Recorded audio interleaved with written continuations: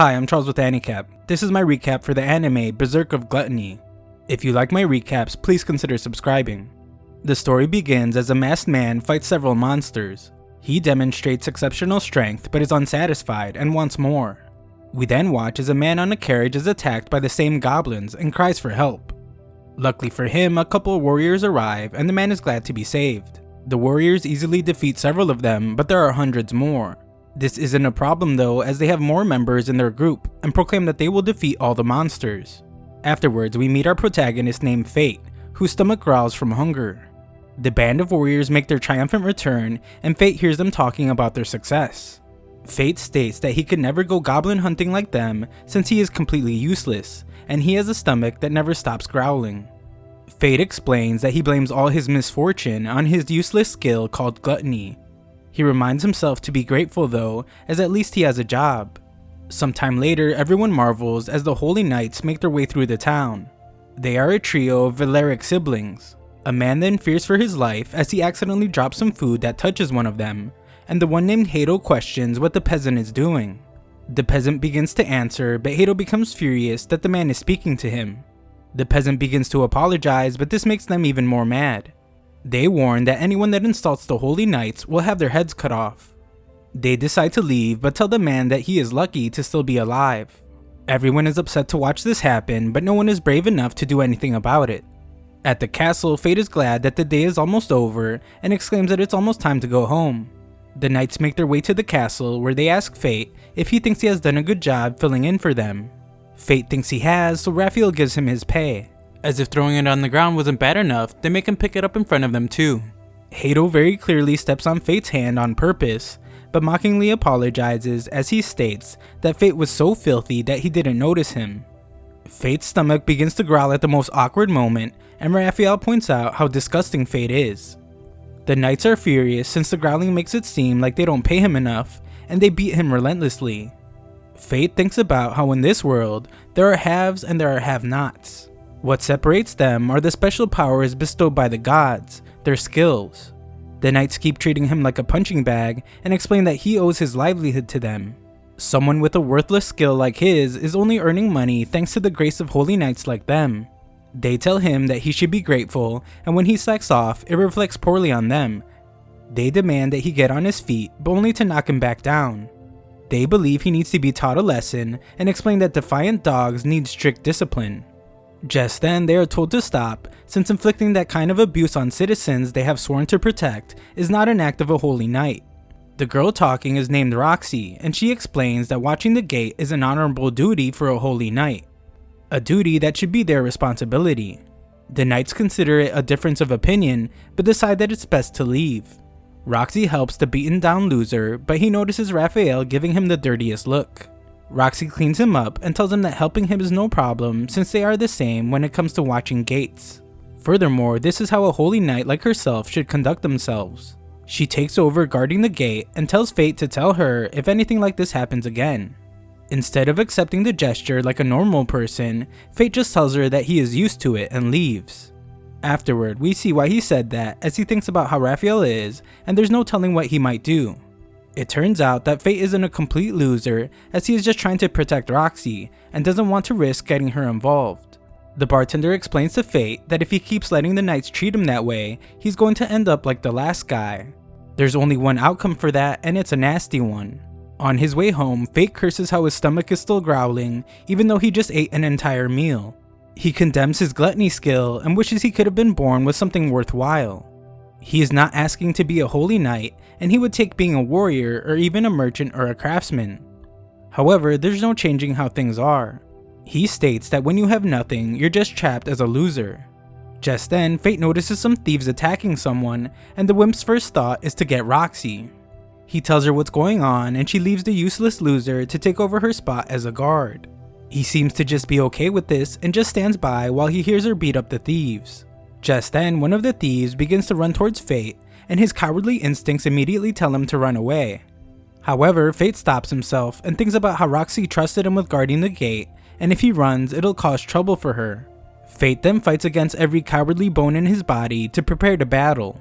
He notices that the thief is already injured and only now becomes confident that he can stop him. Fate lets out a scream, giving his best impression of a brave warrior, and makes a hole right in the thief's chest. Just then, a voice states that his gluttony skill has been activated, and his stats will now increase. Fate can't understand what's happening, and the voice states that the skills Identify and Telepathy have been added.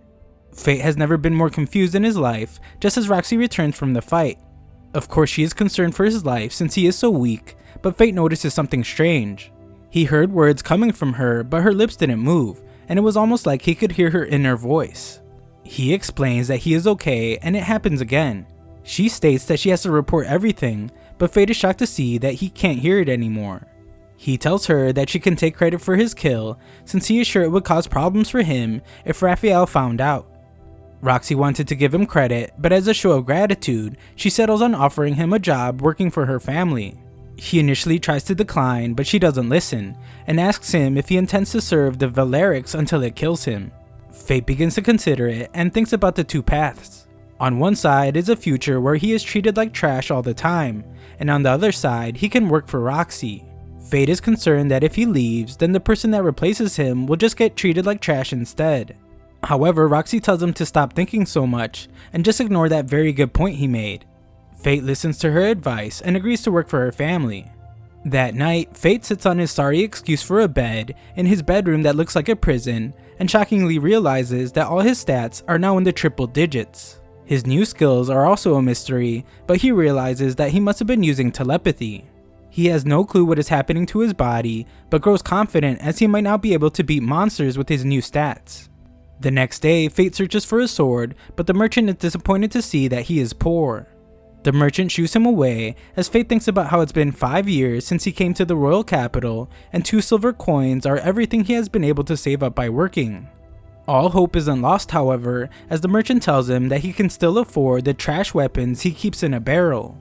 The merchant turns his back, giving Fate the perfect opportunity to take whatever he wants, but Fate decides to just look in the barrel instead.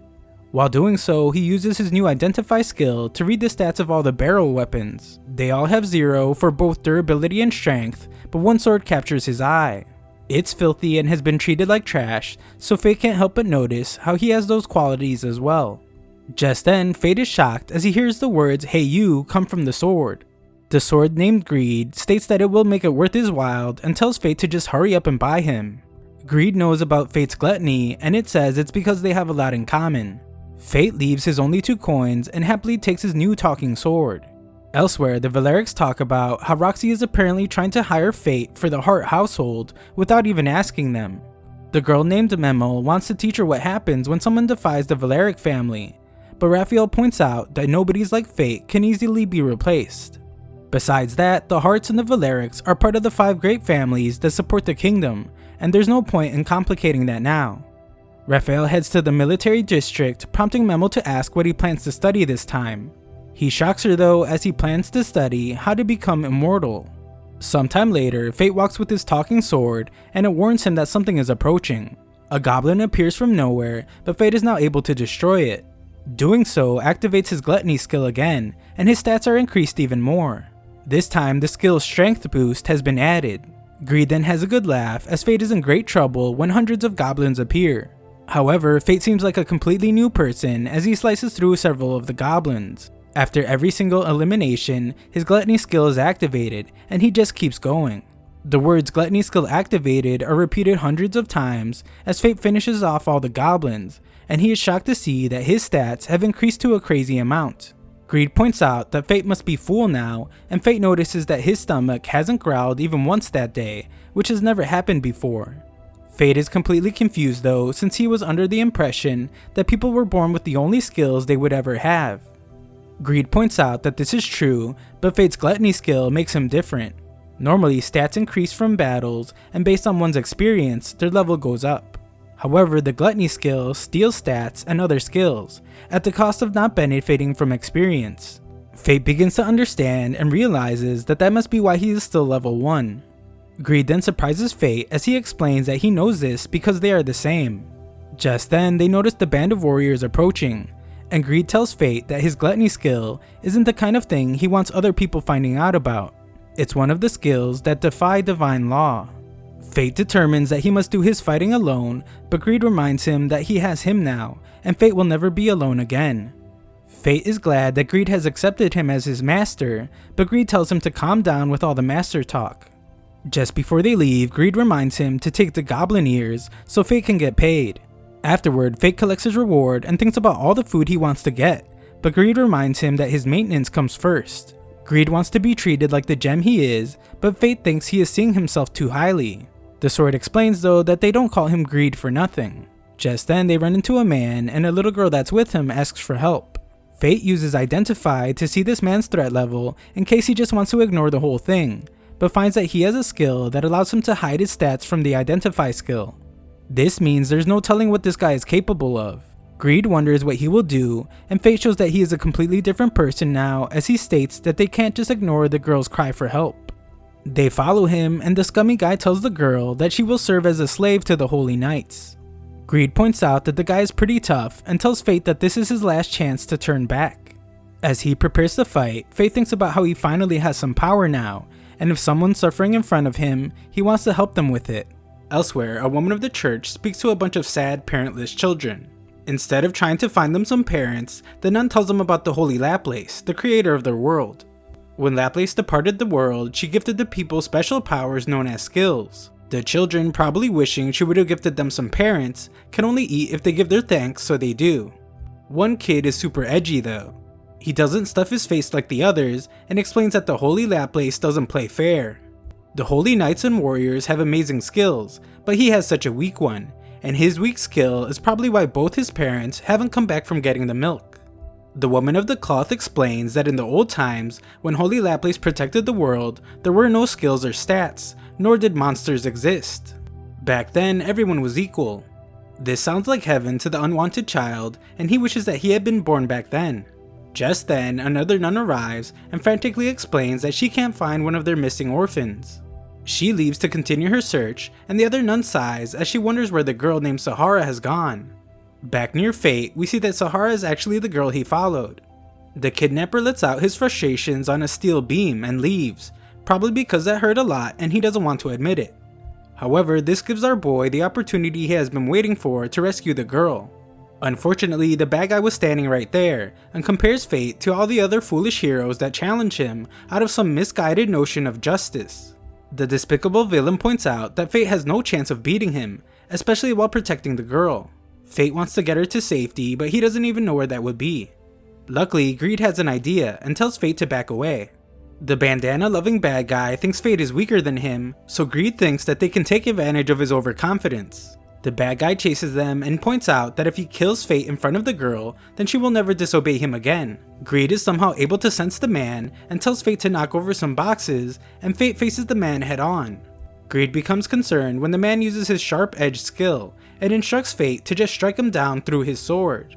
Fate does just that as he uses Greed to just slice right through everything it touches, and Fate demands an explanation from Bandana Man. The man refuses to tell Fate which Holy Knight had him kidnap the girl, so Fate resorts to good old-fashioned torture. The man can't take the excruciating pain any longer and reveals that it was Hato. A quick scene then shows how evil Hato is as he uses orphans to help him with his target practice. Fate managed to save the girl though and finds that her stomach is grumbling. They formally introduce themselves and go to get some food. Apparently the girl has never eaten before as she tries to bite food that is clearly scalding hot, and Fate reminds her to be careful. Sahara cries as it actually turns out that she has never eaten meat before, so Fate gives her his too. Later, Fate takes her back to the orphanage and is surprised when he is thanked for the first time in his entire life. Fate explains that he has weak skill just like she does, and all it does is make him hungry. Even though Fate seemingly hated his own life just the day before, he thinks he has turned into some sort of life coach and gives Sahara some advice. He states that no matter how hard things get, if you can laugh them off, one day you'll find happiness. These words actually turn out to be that of his father. Back then, he didn't understand, but his father telling him that helped him make it to this point. The self-help guru states that this is why he wants Sahara to survive too, and he leaves. A quick look at his stats shows that Fate is progressing rapidly, and Greed congratulates him on learning his first technical skill, the one-handed sword technique, Sharp Edge. This is a big deal since with technical skills, he gets tech arts, which are like secret techniques. This specific one allows Fate to attack twice in the space of one strike. That's the sharp edge Bandana Man was going to use, so Fate would have been in big trouble if he did. Greed calls Fate a hero, but our humble protagonist states that he isn't one, and if he had known about the sharp edge attack, he wouldn't have risked it. Greed points out that the truth is, battles come down to luck of the moment. There is no guarantee the stronger person will always win, so Fate realizes that luck must have been on his side. Fate thinks to himself that he wants to get stronger, strong enough that he can win without getting lucky.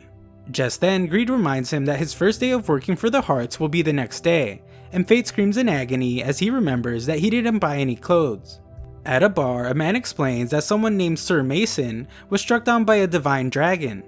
It is uncertain what will happen to the Hart family, but it's likely that Roxy will succeed him. Unfortunately, Mr. Mason was the one keeping the Holy Knights from going completely out of control, and the old man is not sure that even Lady Roxy can keep them in line. The drunk asks about Fate, and the bartender explains that he used to drop by after work every day. The next day, Fate is amazed as it's his first time in the Knights District. The Hart family estate is just as amazing, and Roxy arrives to greet him. Fate is taken aback by her appearance, and she compliments him on how well he cleans up. With that awkward interaction out of the way, Roxy brings him into another one by introducing Fate to her recently deceased father. She explains that he was taken out 5 days ago by a divine dragon in Gallia. Fate thinks about how Gallia is a continent that's dominated by monsters. One of the Holy Knight's major duties is keeping them contained. Roxy explains that the duty fell to the Hart family this year. A dangerous task, but not one that should have been deadly. However, a divine dragon that hadn't left its lair in over 1,000 years killed her father's entire force. Fate is in disbelief as he realizes that Roxy looked out for him these past few days even though she was dealing with the loss of her father. She doesn't want him to be sad though. She is the head of the house now and wants them to work together to make it a joyful place. They go to shake hands, but Fate knows that it will activate his telepathy, so he points at some random person. Haru is the chief maid, and she asks Fate to make sure he conducts himself in a manner befitting a servant of the Hart family. Fate agrees but seems to completely forget that as he shovels food into his mouth like he's preparing for a hibernation he didn't tell anyone about. A week later, Fate works so hard that the other servants tell him to get some rest. They reveal that he thought he was a bit strange since they always see him talking to his sword and he was shaking when he ate meat. Fate's stomach growls very loudly in front of them and they can't believe it since they all just ate. Fate is called to meet with Roxy, but his stomach continues to growl and not even Fate understands what's going on. Roxy tries to have a conversation with him, but Fate can only think about how he's strangely just getting hungrier and hungrier. He fears he won't be able to hold back any longer, but Roxy snaps him out of it. The two relate over their dead fathers since Fate's father died in a monster hunt as well.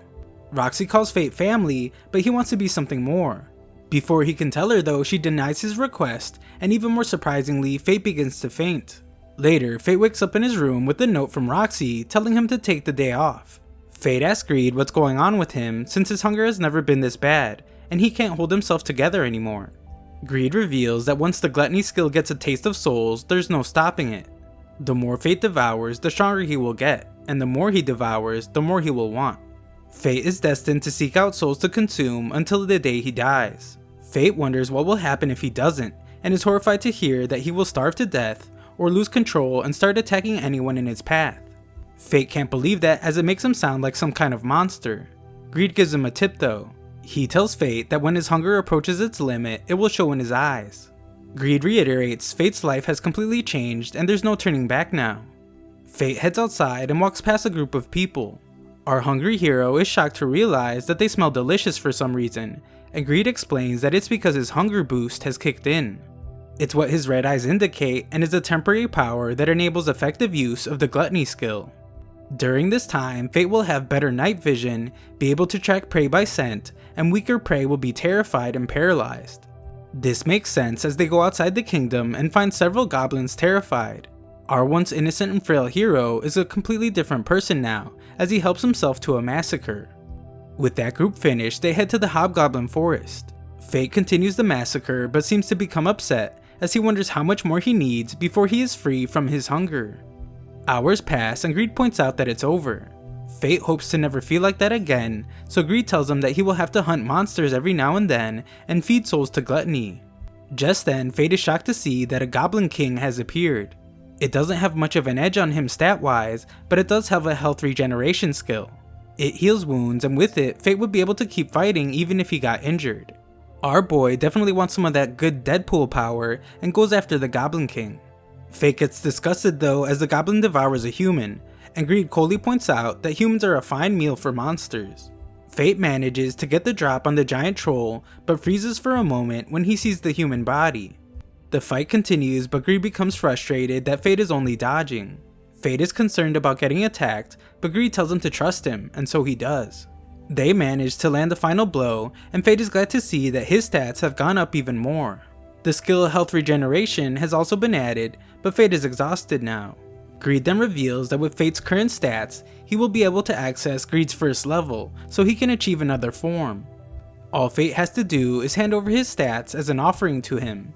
With his new form, Greed will be able to provide Fate with new functions. This sounds pretty awesome, so Fate would like to give it a try, but is shocked when Greed reveals that he will have to give him all the stats he has gained since they met. Fate is of course hesitant, but Greed points out that his name is Greed after all. Fate is still hesitant, so Greed reveals that if he doesn't unlock it, he will lose the right to wield him. Greed points out that Fate can get stronger on his own, or he can make him strong too, so they can work together. Fate determines that he doesn't have much of a choice, and Greed is the only partner for him. Greed tells him that he won't regret it and begins the process. It's a grand sight, and Fate can feel the power leaving him. With the process complete, Greed reveals that his new form is a magic bow. Some dumb goblin shows up at the absolute worst possible moment for him, and Greed instructs Fate to draw on the bow as the magical arrows will appear on their own. It's an amazing bow as Fate can aim wherever and his arrow will always land. Afterwards, Fate takes some goblin ears and leaves them on the doorsteps of the church, which I'm sure they will love to find first thing in the morning. Later, our heroic protagonist stops an intruder, but is shocked to find that it's actually Roxy dressed like a peasant. Fate wonders if she's really planning to go to the castle just like a normal old nobody, so she decides to tell him a secret since he has already seen her. She's going into town on a secret inspection. Roxy asks him not to tell anyone and imagines what Haru would say if she found out. Fate promises to not say a word, so she thanks him, but she also has the brilliant idea to have him accompany her as her escort. Fate is already a peasant, so he doesn't need a disguise, and they head into town. Fate keeps calling her milady, so Greed must remind him to stop, since people will notice. Roxy reminds him as well, prompting Greed to make a snide remark. Fate tells Greed to shut up, but Roxy thinks he was talking to her, so Fate just changes the subject. Roxy tells him to call her Lexi, and Greed can't help but make another remark, this time about how she couldn't think of a more creative name. Fate tells Greed to shut up again, causing the clueless Roxy to apologize to Fate for being so annoying. Fate urgently explains that it was just a misunderstanding, and Roxy, trying to act like she didn't just reject our boy very recently, says that she was excited to be going into town with him. The sarcastic sword makes yet another remark, causing Fate to threaten him, but Roxy stops him as she doesn't want anyone being so rough with their weapon. She realizes that she has never had a good look at his sword, and Fate hesitates to show her. This is really bad since someone with a worthless skill like his wouldn't normally have a sword, and she might think it's weird. Not to mention how monstrous his Gluttony skill is. He remembers Greed's words explaining how once it gets a taste of souls there's no stopping it, and how if he doesn't feed it he will lose control and start attacking anyone in his path. Fate determines that he can't let her learn about his Gluttony skill, but Butterfingers drops his sword and Roxy takes a closer look. She doesn't seem to learn anything from it, but tells Fate that it does need some maintenance. Roxy then flexes super hard as she offers to take him to the Hart family's personal blacksmith later. Fate tells Greed to be happy since he will be getting all fixed up, but Greed is completely silent. Fate wonders what is wrong, but is shocked when his own sword tells him to shut up as he is basking in the moment. Greed says he is still in heaven after smelling Roxy's scent, so Fate decides that he might just have to throw Greed around after all. They finally make it to the very busy town. Roxy finds some grapes and the merchant explains that they were picked from the Hart family's vineyard. Even though it's her vineyard that she can just eat from directly, she decides to try one. Fate is amazed by the taste, prompting the cocky Roxy to brag about how those grapes are grown at home. The merchant hears this, and just seconds into their mission, it seems like she has already blown their cover. However, Greed gives Fate an idea, and our hero saves the day by explaining that Lexi has a relative that works there. Roxy is impressed by his quick thinking, but Greed tells Fate that he owes him one. Just then, the crowd gets all flustered as some holy knights are approaching. The crowd is surprised to see a holy knight in the market, and think about how these types of things have started to happen only after Sir Mason died. At the worst possible moment, Fate's stomach begins to growl, causing the holy knight to become furious. Fate doesn't want to cause a commotion, so he decides to just apologize. His apology isn't enough for the Holy Knight though. This Holy Knight has some serious issues as he wants to embarrass Fate for some reason. He tries to step on Fate, but Roxy stops him. The Holy Knight turns his attention to the peasant girl, but begins to recognize her. The crowd thinks the same as they wonder if she is Lady Roxy. Greed comes up with a brilliant idea to have Fate pretend they are a couple. He explains that if Fate gets really clingy, no one will think it's Lady Roxy. Our boy is shocked to hear such a bold idea, but Roxy hears him repeat it, and thinks it's genius. She grabs our hero and they pretend to bicker about him not eating the breakfast she made him. The incredibly awkward interaction seems to get the job done, as everyone is cringing too hard to say anything, allowing the two to get away. Just then, Fate realizes that he can hear Roxy's thoughts, and she thinks about how she has never locked arms with a boy before. She thinks about how fast her heart is racing, causing our boy to panic. Roxy decides that they need to keep moving, and Fate begins to think that escorting Lady Roxy might be a bit too tough for him. Moments later, Roxy feeds into a stereotype as she explains that she is a girl, so of course she would be interested in an absurdly gigantic gem. There are also some ores there which may or may not have gems in them. Fate uses Identify to cheat and see if there's a gem in one, but Greed tells him to be careful since merchants hate people that can use Identify. Apparently, Roxy couldn't care less about those stupid ores as she's just looking at more gems. Fate is amazed since at this moment, Roxy just seems like a normal girl, not a holy knight. The merchant offers them a discount so Fate can buy something for his girl, but he just gets embarrassed and Roxy decides that she has no use for gems anyway. Roxy moves on quickly to ask if Fate knows any active warriors, since she has some questions for them.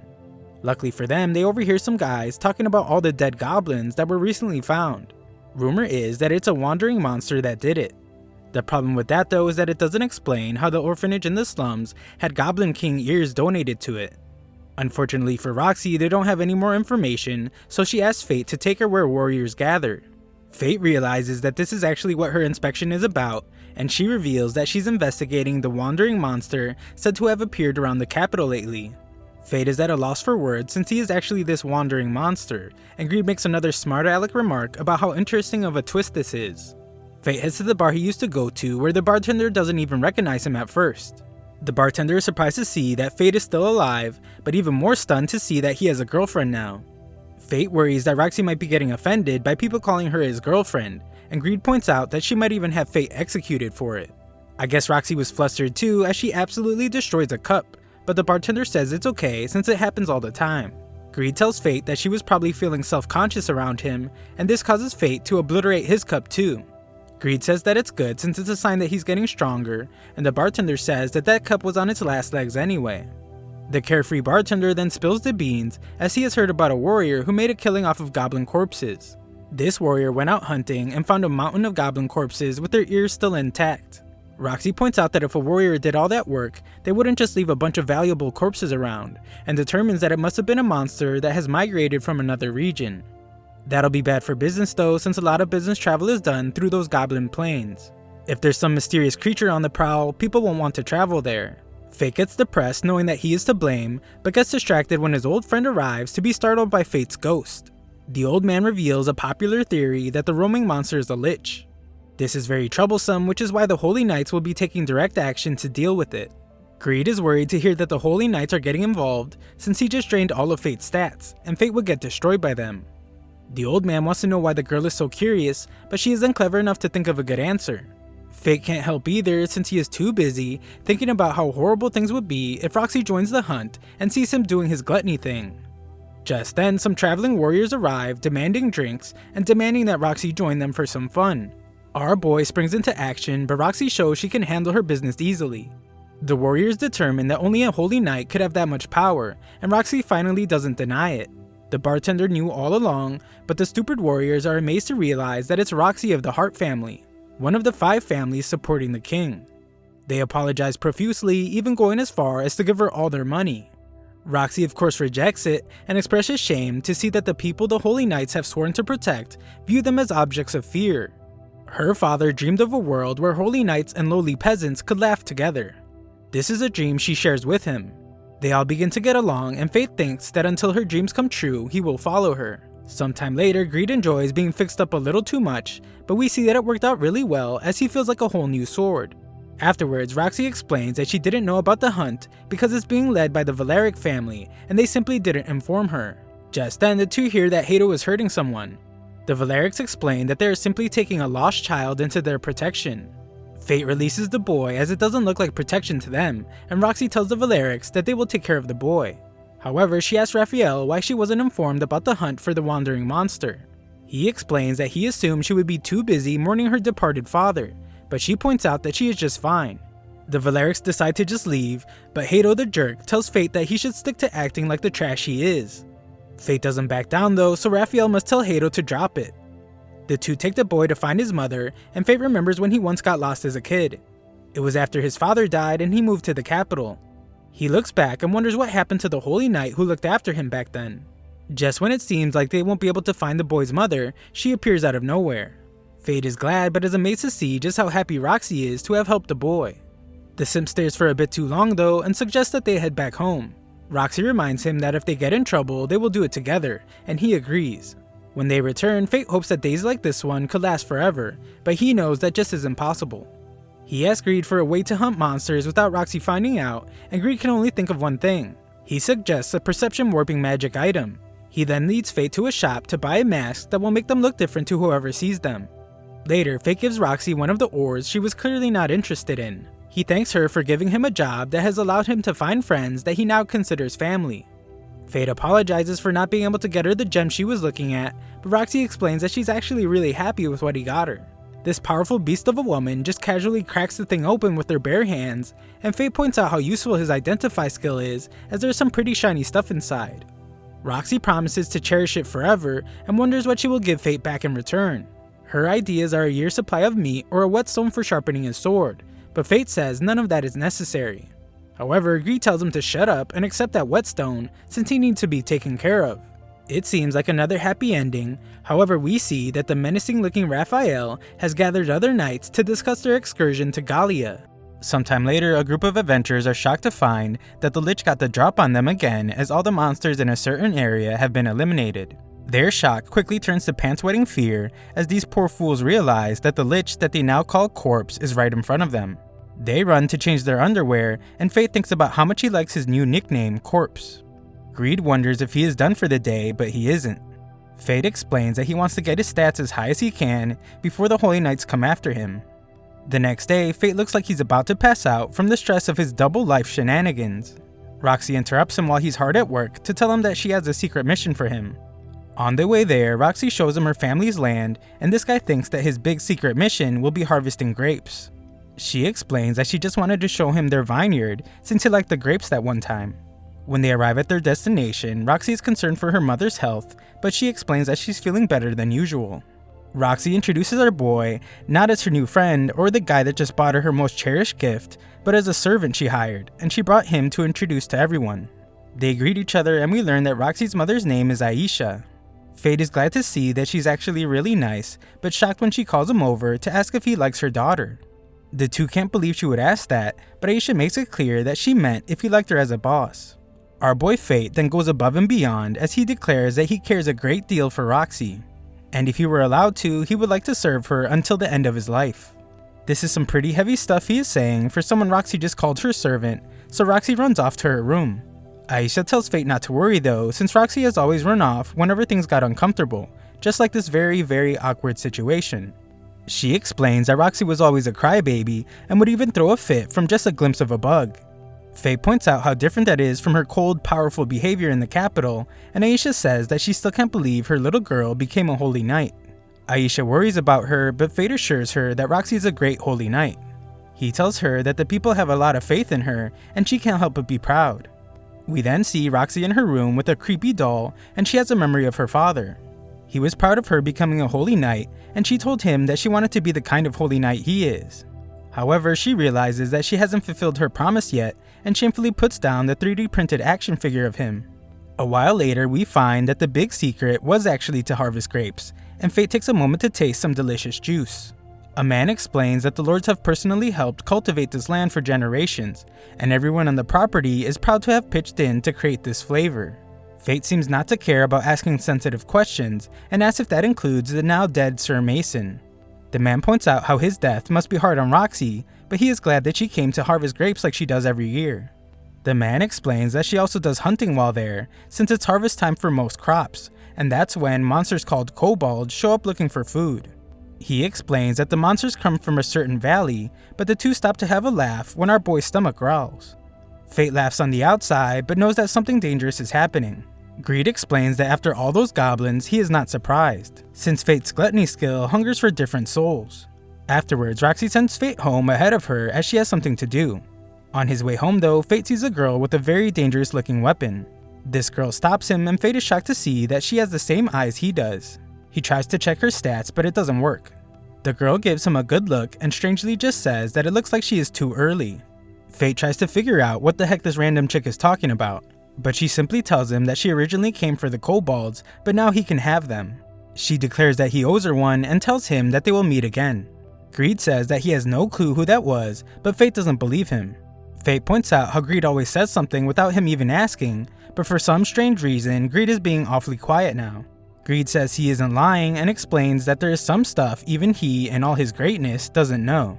Roxy shows up and is surprised as the white-haired girl is a galleon.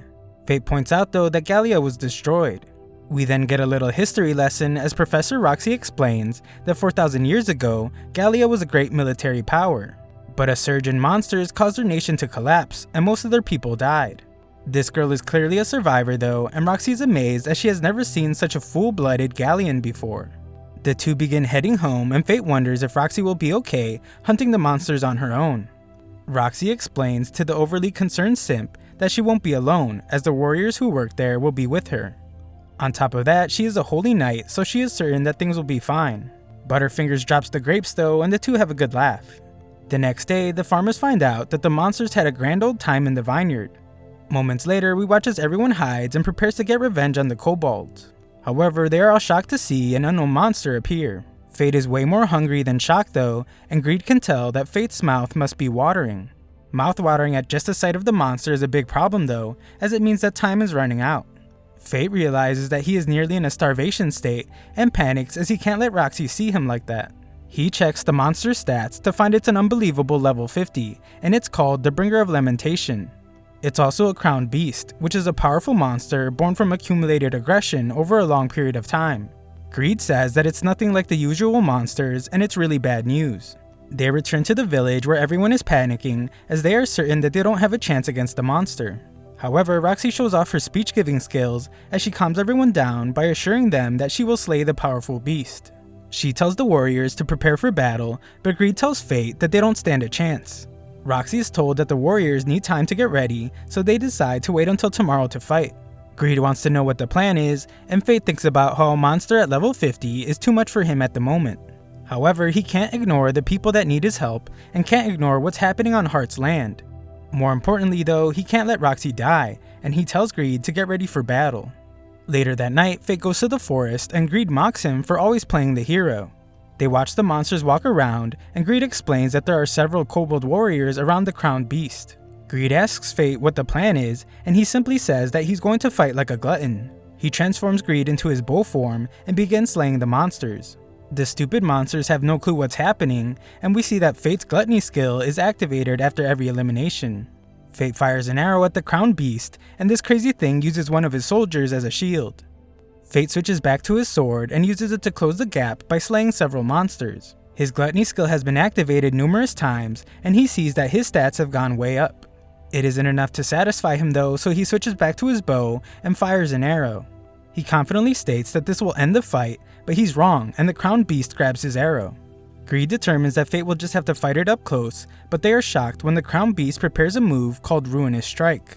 Greed explains that it can penetrate armor to shatter bone and pulverize organs. They pull back as they have to dodge a different attack, but still end up getting hit by the shockwave. The attack sends Fate into a river where Greed desperately calls for him to wake up. A kobold soldier moves in for a final attack, but its arms get sliced off, and we find that Fate was just pretending to be out cold. Fate fights another kobold but easily defeats it, once again activating his gluttony skill. Greed explains that Fate should be able to use his first level hidden art now. It will cost Fate 10% of his current stats, but it will allow him to put a quick end to the fight. Fate agrees to it, and Greed's bow transformation gets a huge upgrade. Fate fires the powerful shot, and the crown beast tries to counter it, but it's no hope and he is defeated. Fate thinks that the shot might have been a bit overkill, and his gluttony skill is activated once again. However, Fate is in agonizing pain. He can't understand why, and Greed explains that he overloaded from devouring a soul of higher quality for the first time. Greed desperately tells him to hold it in, since if he doesn't, it'll be even worse than his starvation state. Fate does his best to fight it, but the pain is unbearable. The next day, warriors arrive to find the aftermath of the massacre, and wonder if it was done by magic arrows. Roxy is there as well, and she wonders who could have done the massive damage. The next day, we see that Fate is fine, as Roxy tells her mother about what they saw. Roxy remembers that she saw that Gallia girl the other day, and thinks that she might have been the one that eliminated the monsters. Fate sighs in relief as he is glad that he isn't a suspect. Roxy's ready to return to the capital, and her mother thinks about how happy Roxy looks when she's talking to Fate. Later, Aisha asks Fate to stay by her daughter's side to support her, but we already know that Fate is a simp and he was going to do that anyway. She explains that she doesn't need him to become a holy knight or anything, because what's most valuable about him is his desire to help Roxy.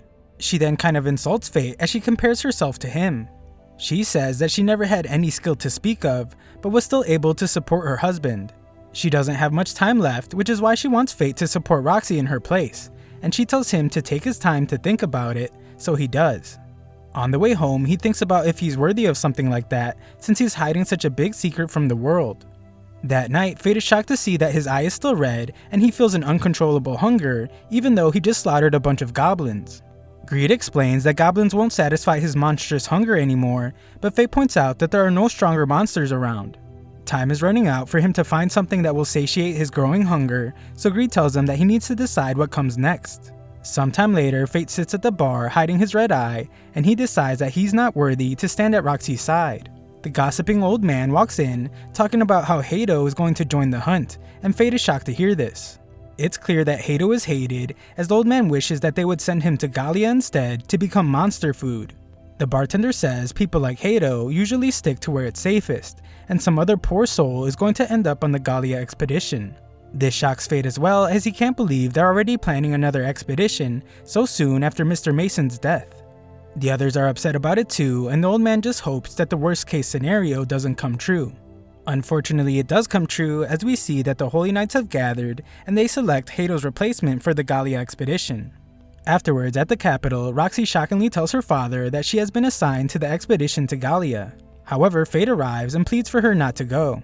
If she goes now, she might never come back. It's too late though, Roxy has decided to go and there's nothing he can do about it. Fate can only watch her leave and thinks about what else the old man said. He said that the Hart family is a nuisance for the Valerics and other Holy Knights. Rumor has it that they were the ones that arranged for the expedition to Gallia.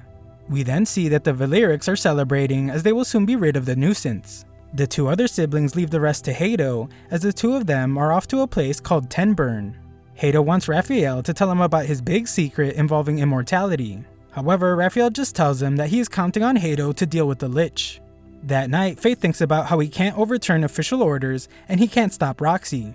However, he won't let the Holy Knights treat people like trash and cause more suffering.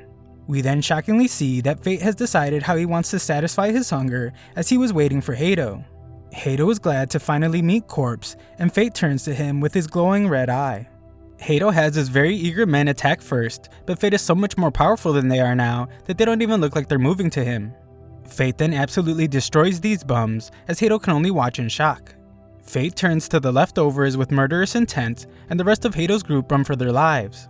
Hato is clearly terrified, but still talks a big game, as he says that he won't let Corpse make a fool of him. He calls Corpse a monster and vows not to let him get away with what he has done. Fate then shockingly removes his mask to reveal his real identity, and Hato's stunned as he wonders how trash like him could be this powerful. Fate has no reason to explain a single thing, and Hato does his best to keep from wetting himself. Hato composes himself a bit to remind Fate that he is the second son of the Valeric family, the great holy knight Hato Valeric. Unfortunately for him, Fate isn't the guy he used to bully, and Fate tells Hato to show him his holy knight powers that he is so proud of. Fate checks his stats and explains that Hato has the Holy Sword technique, the special skill needed in order to become a holy knight. Fate wonders how someone like Hato ended up with it, and asks Greed if he will be able to shatter a holy sword. Greed is confident he's way better than Hato's garbage sword, and tells our boy to swing to his heart's content. The foolish Hato starts getting confident again out of nowhere as he calls Fate dumb for getting in the range of his sword. He uses an immense attack but is absolutely stunned when Fate ends up behind him. Hato desperately tries to attack Fate, but our boy just slices his sword in half like it's butter. Hato can't believe his holy sword was destroyed so easily, and Fate gives him back the other piece. Our boy is an absolute powerhouse now compared to the weakling he was before, and is now the one telling Hato to pick something up off the ground. Hato is at a complete loss for words, as I'm sure he has soiled himself, and Fate reminds him that he is a holy knight, so he shouldn't want to run away so badly. Hato trips over, riddled with fear, so Fate calls him pathetic and forces him up. Fate plans to teach Hato a lesson and reminds him of when Hato once told him that defiant dogs need strict discipline. The horrified Hato knows what's coming and begs Fate to stop. Fate just ignores him and introduces his face to the side of a mountain. Fate thrashes this dude through the forest, leaving Hato almost unrecognizable, and Hato begs for him to stop. Fate can't believe that this guy could beg for mercy since he treats people like insects. If that wasn't bad enough, Fate's precious Roxy is now heading into danger because of filth like him. Hato makes another desperate attempt to beg for him to stop, but our boy is beyond angry at this point and sends this dude flying high in the air. Fate exchanges his stats again so Greed can transform into the Big Bow and releases a devastating attack. It's never been more obvious how insanely powerful Fate is, as his attack has left this great holy knight without any limbs. Hato wonders why Fate would possibly leave him alive and now begs for him to just end his life. Fate has questions first, and Hato already knows he wants to know about Roxy. He reveals that Roxy actually volunteered to go on the expedition to Gallia. She said that if her life could save even a single citizen of the kingdom, then it would be worth it. I guess Hato thought it over and decided that life without limbs wouldn't be so bad because he now begs Fate to spare his life. He promises to get Roxy's Gallia expedition cancelled and tells Fate not to do something stupid. Fate prepares to end his life, and Hato picks the absolute worst thing to say as he tells Fate that getting revenge for Roxy's sake would be a big mistake. Fate tells him to shut up and declares that he is doing this for himself. He plunges his blade straight through Hato's chest and says that it is his revenge. With Hato now dead, Fate's Gluttony skill activates, and he receives the skill Holy Sword Technique. Greed points out that this technically makes Fate a holy knight now, but Fate knows that the capital would never accept that, and angrily states that he would want to be one anyway. Greed explains that Fate can access his second level, so Fate accepts, because the idea of Hato's stats being inside him makes him want to puke. Greed transforms yet again and reveals that he can now become a great scythe. It doesn't just look cool, the curse embedded in the blade can cut through anything. This is great and all, but our simp wishes that it could cut short Roxy's trip to Gallia. Elsewhere, Roxy prepares for the expedition and puts the gem Fate gave her around her neck. Fate can't do anything about her leaving and can only watch with the background characters. Roxy tries to tell everyone not to be so sad and explains that 3 years will be over in no time. Roxy makes her way to Fate, where he tries to tell her how he feels. However, he stops when he reminds himself that he is a monster and he is no good for her. Roxy knows they will see each other again, and the two say their goodbyes. Afterwards, Haru gives Fate the recommendation letter that Roxy left him. As long as Fate is employed at a lord's manor, then the Valerics won't be able to hurt him. Fate realizes that Roxy worried about him till the very end, but he decides that he will reject the letter. Of course, Haru is shocked, so Fate explains that he's going to make his way as a warrior from now on. That night though, we find out the truth. Fate tells Greed that if he can't stop Lady Roxy from going to Gallia, then he will at the very least support her. Fate begins his journey to Gallia, and we see that a girl is watching him as she says that things are shaping up nicely. Sometime later, Roxy gives a speech to all the troops joining the expedition. She states that they will all need to do their best to destroy the divine dragon that has awoken after a millennium of silence. After that, Roxy is glad to see that a girl named Miria and a guy named Mugen will be joining as well. Miria points out how this guy is just another reckless oddball looking for a chance to test their strength against the dragon. This muscled up dude can't deny that, and Roxy calms him down. Mugen explains that he actually volunteered because of Roxy's father, and he just wants to avenge him. Roxy wonders if his family is against him going to Gallia, but he explains that his daughter named Rain couldn't care less, and just wanted him to bring back some Gallian relics. The two begin bickering again, and Roxy has a good laugh as they're all becoming friends. Elsewhere, we find that Mugen's daughter Rain is a researcher, and she's in a lab filled with goblin body parts. She is told that certain ones come from the attacks by the Lich called Corpse, and it is pointed out that the arrow wounds aren't normal at all. She discovers that they are the magic arrows of the Black Sword, one of the weapons of mortal sin. The weapons of mortal sin are made of a material that can manipulate magic power at a high level. Not much else is known about these weapons, but Rain is certain that if they can control magic power, then they would expand the possibility spectrum for skills. The wielder would be extremely dangerous, but she would very much like to see one of these weapons. Fate arrives at Tetra, the hub for shipping headed towards the royal capital, a city of merchants where the best goods in the south are gathered. Greed is surprised to hear that Fate has been there before. Fate just says that he simply passed through, but her memory shows him getting hit by stones. Fate is then told that the carriage won't be leaving for Gallia till the next day, and as he leaves, Greed makes another one of his smart aleck comments about Roxy. Fate tells him to shut up and has to apologize to the carriage guy when he thinks he was talking to him. Fate decides to go eat some meat, and we see that some guy is asking a group of warriors for their help. The money he is offering for their help isn't enough, so these jerks bully the poor guy. Fate arrives to easily wipe the floor with these guys, and shockingly greets his old friend Set. A look into the past shows that Fate used to live there, and his constant stomach growling would always get him beat up. We also see that Fate was very close to his father, who was a warrior. However, Fate's father would eventually die. The other villagers pointed out that Fate's father named Dean had the spear technique skill, so the village chief kept him around. However, Fate's skill was useless, so no one was willing to take care of him. These cold-hearted bastards decided that it would be best to just run him out of the village while calling him worthless garbage. Little did they know that treating a kid like garbage just moments after his father died would be the perfect villain origin story. Luckily for Set, Fate isn't a villain, as Fate is now the person he must ask to help his village. Fate is clearly not moved by this guy's tears and explains that Set is the son of the village chief who exiled him. Greed urges Fate to help, but only because his gluttony skill needs to be fed, and the monsters attacking the guy's village would be perfect. Fate agrees to help and thinks about how even though he still resents the people, he still has memories of his father there. They arrive at the village, but the village chief is disappointed to see that his son has brought back the useless weakling he exiled. Set tries to vouch for Fate's strength after seeing him easily defeat the warriors, but the chief doesn't want to hear it, and decides that they will just have to find warriors the next day. The chief's lackeys point out that screams have been heard from a nearby forest. The monsters are getting close and they don't have much time left, so the chief decides that they will just use Fate as a sacrifice to buy them some time. Fate has clearly had enough of this fool's insults, but Set begs him to calm down. At Set's house, Fate learns that Set's wife was ended by the monsters. Set regrets growing up thinking that his father was always right, and explains that he only started to get his act together when his daughter was born. Set then explains that the monsters first showed up about a month ago. The witnesses say that there's more than one, and they can apparently fly. They're nothing like the monsters the village has had to deal with before, so that is why they decided to hire some warriors. Just then, Fate's stomach growls loudly, and Set goes to get him some food. Fate asks Greed if he has any idea what they're dealing with, and he assumes that they are most likely gargoyles. They are sort of clever, so they start by doing probing attacks to see how humans react, and when the time is right, the entire pack attacks in a swarm. Set's daughter introduces herself and gives Fate a piece of candy to settle his stomach. They decide to play for a bit, and this kid shows that she might be the final boss, as she easily beats our boy in arm wrestling. Fate then begins to eat the food Set brought him, but is shocked when he suddenly feels tired and faints. Set is surprised as well, and the little girl explains that she just gave him some candy that her grandpa gave her. This silly little kid has no clue what she just did, and Set begins to realize that his father was really serious about sacrificing Fate. Greed uses all this information to deduce that that candy was poisoned, and Set tries to wake Fate up. There is no time for that though, as he hears screams nearby, and discovers that the monsters have made it to the village. Thanks for watching the first few parts of this recap. Subscribe and ring the notification bell for future parts.